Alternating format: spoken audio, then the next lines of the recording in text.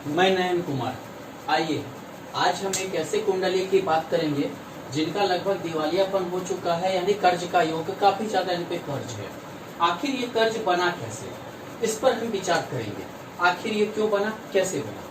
इनका जन्म 29/10/1982 11:40 शाम को कोलकाता में हुआ।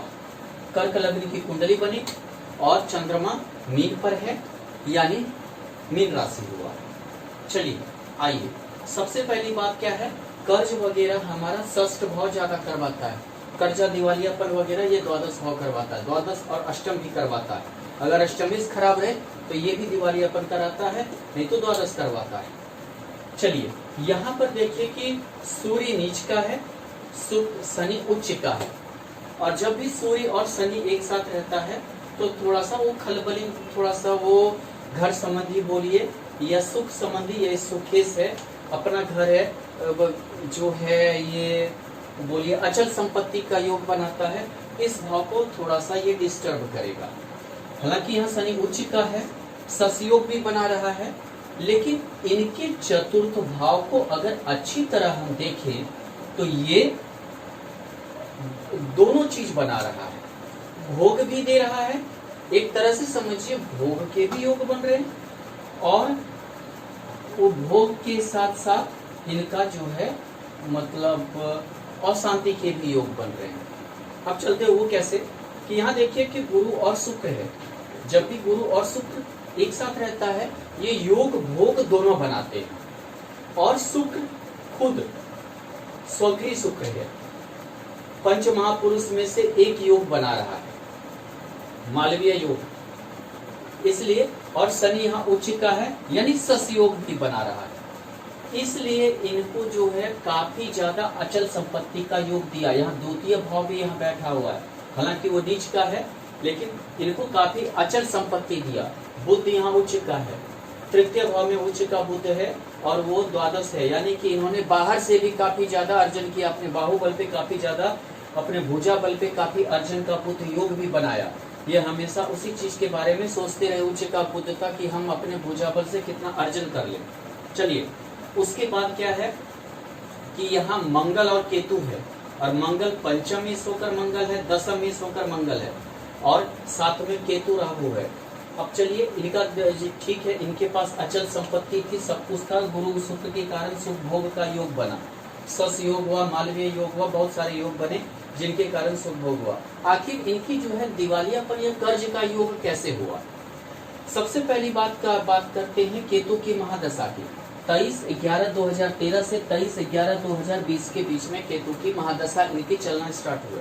केतु षष्ठ भाव में है, और केतु शुक्र के नक्षत्र में है, यानी ये अपने बड़े घर गाड़ी घोड़े के लिए इन्होंने ये काफी कर्ज ले लिया, क्योंकि ये शुक्र के नक्षत्र में है। शुक्र अपने घर यानी चतुर्थ भाव में है। इन्होंने सुख को बढ़ाने के लिए बड़ा घर होना चाहिए, बड़ी गाड़ी होनी चाहिए, बड़ा मकान होना चाहिए, इसके लिए इन्होंने काफी जो है कर्जा वर्जा ले लिया। उसके बाद यहाँ देखिए कि मंगल मूल नक्षत्र केतु में है, वो भी 4°46' और 4 सेकंड केतु के नक्षत्र में, जिसके कारण ये मंगल जो है और ज्यादा बढ़ोतरी किया कर्ज वगैरह में, इस चीज को बढ़ोतरी किया।